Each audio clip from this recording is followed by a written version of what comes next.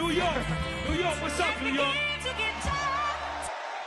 Listen, we in New York, right?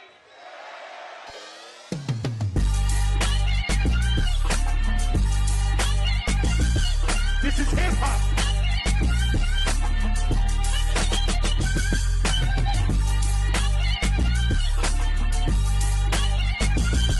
This is hip hop.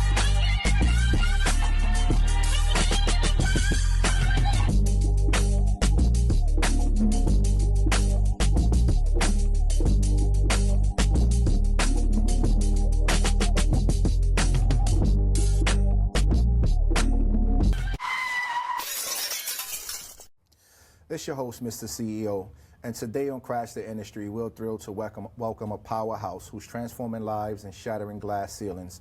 Sue Fearless, as the visionary CEO and founder of Fearless Women, Sue has dedicated her career to uplifting and empowering women through mindset, coaching, trauma recovery, and professional development. A Latina trailblazing and a survivor of domestic violence, Sue's personal journey fuels her mission to help women reclaim their power and achieve financial independence. She's not just a leader, she's a mentor, community builder, and a voice of inspiration, from curating high-profile events and running international business ventures to hosting her hit podcast, Sip Fearlessly. Sue Fearless proves that there are no limits when you lead with purpose and passion. Let's dive into her incredible story and learn how she's changing the game one fearless step at a time. Welcome to Crash the Industry. How you doing? Good. Thank you so much for that intro. Wow. I tried to do a little research. I appreciate it. Thank you. I'm glad you enjoyed that. I'm trying to compete with Shay Shay. So, Fearless Women has helped so many people transform their lives. What was the pivotal moment in your journey that inspired you to create this organization? Whew, that's a great question. So I, as you mentioned, I am a domestic violence survivor. And at the time, I felt like I didn't have anyone really to turn to get support in that, space, and where I felt I could be vulnerable, except for family, of course. But no one that could really help me, or, me find my tribe, my group of people that can help me throughout that time. So I decided to become that for myself. And it took a lot of, soul searching. It took a lot of, healing from pain and things like that to be able to bring me out of that state of mind, that depressive state of mind that I was going through that time.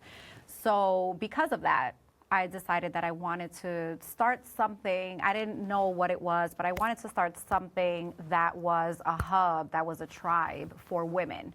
Not only who went through domestic violence, but also women who were just going through a lot of challenges in their life, whether it was homelessness, whether it was, addiction, whether it was former incarceration, just helping them heal from the trauma and learn how to take back control over their life. So that's where that came from. I didn't know what I was going to call it, but at the time I was kind of scared to put my business out on Front Street, and social media was just coming up during that time. So I wanted to create a name because I needed to find my community. So I wanted to create a name that, my partner at the time wouldn't be able to find out about. So one day I just had this epiphany, and it was Fearless Women, and, it just took off from there. Just to tell you a real quick story, shout out to Kev, he's in the building.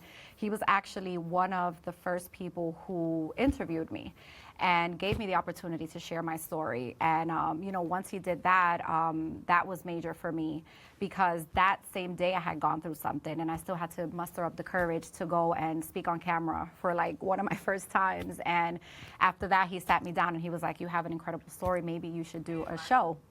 So all of that grew from my experience, what I had gone through. So I turned pain to purpose, as they say. So, yeah. So did you go to therapy to help get you through this, or was building this business was this your therapy? Great question. So this was my therapy. Building my business was my therapy. Connecting with other women was my therapy. But I do encourage people to go and seek therapy. Absolutely. I think therapy is very important because we don't have all the answers to what we need to do in our life. And sometimes it gets so hard, and if we don't have anyone to talk to, it's good to have someone to just at least let it out. You know, Charlemagne always speaks about this, and he always says in our community, it's like therapy is something that's shunned upon. And I think that's something like even I have spoken to my wife about maybe going to therapy at some point, because there's a lot of past traumas that we don't even realize are still affecting us. Absolutely. And we're carrying them in every relationship, friendship, everything we encounter, we're carrying And you're those just past carrying traumas. it on and on. So your work spans trauma recovery, professional development, and entrepreneurship. How do you balance and address the immediate emotional needs while you're preparing women for long-term success? Ooh, love that question. So before you can even think about focusing on what you want to do, whether it's your career, whether it's a business, you have to make sure that your mindset is in the right place, right? So that's why my work combines the two, because I can sit down and talk to anybody about business, but if they are not in a good place personally in their life, then how can they get their mind to focus, right? We've talked a little bit about that with artists and things like that, right?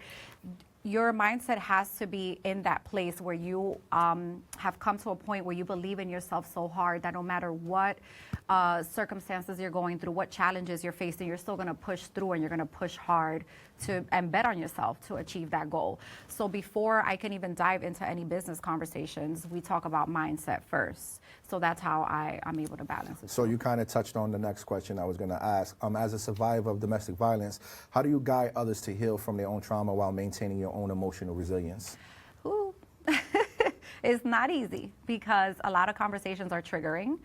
So I just make sure that on a daily basis, I'm doing what I need to do for me as well, whether it's going to therapy, whether it's having my focus group, and I'm making sure I'm pouring into myself first and then going out and having these conversations. But even when it gets tough and, certain conversations trigger me, I just make sure that I have, I put healthy boundaries in place. So if it gets to a point where it's too triggering, then, I'll, step away from it and have some of my other colleagues work on it and things like that. But I make sure that my mental state is always, as positive and healed as it can be, so I can come through for that person the proper way that they need me to. It's funny that we met you recently because for years, my wife has been saying she wants to get a tattoo. And I'm like, don't get no tattoo. And what would you get? And for years, she says, it's how I live my life. I got to be fearless. And it's so funny that you come into our life and you have a company named Fearless. So with that being said, Fearless International Agency curates opportunities globally, including residencies and collaborations. What do you think it takes for someone to truly excel on a global stage? Right. Well, shout out to Natalia. Get that tattoo, girl. Yes. But Fearless International Agency. Shout out to Bakila also, who is going to be our global brand sponsor for our Dubai project this year. But Fearless International Agency was founded thanks to my business partner, Excel. Shout out to Excel. He founded Global VIP Experience, which is a travel experience. So we are a global travel agency, and we're bringing folks from all around the country who want to start visiting places outside of this country to travel abroad internationally. Not only are we bringing folks who want to travel internationally and travel in luxury and enjoy adventure, but we're also bringing artists, entertainers who want to expand their portfolios, who want to be able to get potential residencies in other countries, who want to be able to get sponsorship and also just notoriety in different countries, right? A lot of artists put music out and sometimes they don't check their analytics, right? There could be many people in other countries listening to their music. So we want to give them that exposure and manage them on that level internationally outside of what they're doing in this country already. In addition to that, we also held our business symposium, which on the business perspective, we're also sharing information on how you can invest internationally, how you can get your citizenship internationally, and how you can invest in real estate. So we cover all of those components when we embark on this journey. So we just came back. We were there this past October. That was the Dubai trip? That was the Dubai trip. I heard about that. Yes, yes. So we welcome, anybody who's interested in coming. Even if you're not, an artist, entertainer, or want to do any business ventures, just come. We had a great time. There's so much to do out there. Definitely luxury. I love to enjoy luxury. So for those who want to, you can definitely come. But it's a great project. We're going back coming October 2025. So we will. My birthday's in October, so. There you we go. could talk to the boss. Another and make October it happen. birthday, yes. Yeah, so come with us. We had our headlining artist, which was Vina Love. Okay. She came out with us. She was exceptional. We were able to get her on the Dubai Eye 103.8 in Dubai. That's the radio station. We were able to get her on Dubai One TV as well. She did a live performance. Also, shout out to our team out there, Sean, who runs Barco Studio, which is a huge studio compound in Abu Dhabi. Okay. So she was able to record out of there as well. We were able to do a live stream performance out of there. Shout out to our other artists who came also, Maestro. And shout out to our team as well, Diamond, Leanne. But yeah, just doing amazing things. We're about to hit the road again because we do go visit several cities to talk about the project and to connect with folks who want to have that conversation in person. So we're about to embark on that. So yeah, we're very excited. Very excited. We got a lot to talk off screen. We Yes. have to talk about some things. Yes. So your podcast, Sip Fearlessly, highlights creativity and entrepreneurs. What is the most inspiring story or lesson you've encountered through these conversations? So thank you for bringing up Sip Fearlessly. That is a project that's special to me as well because I do it with my sister, who I just met like 3 or 4 years ago. We share the same dad. So it's incredible to now be on this journey with her. And for those who don't know, SIP stands for Sisters in Power. So we wanted to bring a platform where we're empowering each other, but also where there's a lot of storytelling. So we wanted to focus on anyone who has a business, who is an artist, who is an entertainer, or who just has a story. We wanted to provide that platform so they can come and share their story and can empower others, right? Because there's a lot of times where, we're feeling defeated, we're feeling like, I can never make it to where I want to make it to. But when we listen to these stories and we hear from all the places that these people have come from and how much they've grown and all the controversy and, challenges they have gone through, it's incredible to see. And it definitely gives us motivation because I know it gives us motivation. So my favorite story, I don't have a favorite story. They're all great.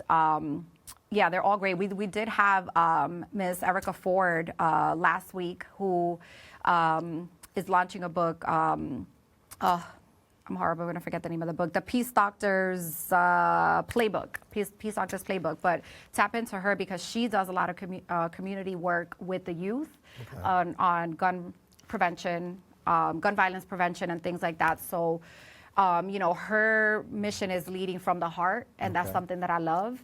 So, but everyone that has been on the show has been amazing. Okay, so one last question. You've coached over 600 small business owners. What are the most common challenges they face, and how do you help them overcome these obstacles? The biggest challenge, they don't understand the business formation. They don't understand fully. And that's okay, because when I started, I also had to teach myself these things, but they don't understand what an LLC is, what an S Corp is, what a corporation is, what a sole proprietorship is, a partnership, none of that. They don't put contracts together when they're working with other people, so if something happens, they don't have legal backing. They don't understand the legalities behind each business formation, how some do cover your personal assets and some don't. They don't understand the tax implications on, each of those business formations. So that has been the biggest challenge for me because they are spending so much money paying the IRS back at the end of the year. When they should be getting back. When they should be getting back, or they should be deducting more expenses that they can't deduct and they're not aware of. So that has been the biggest challenge. And, a lot of businesses have closed because of that, a lot of small businesses. So that has been something that I have fully been focusing on. And I'm actually going to have my own tax business pretty soon because I became so passionate about it that now I'm like, no.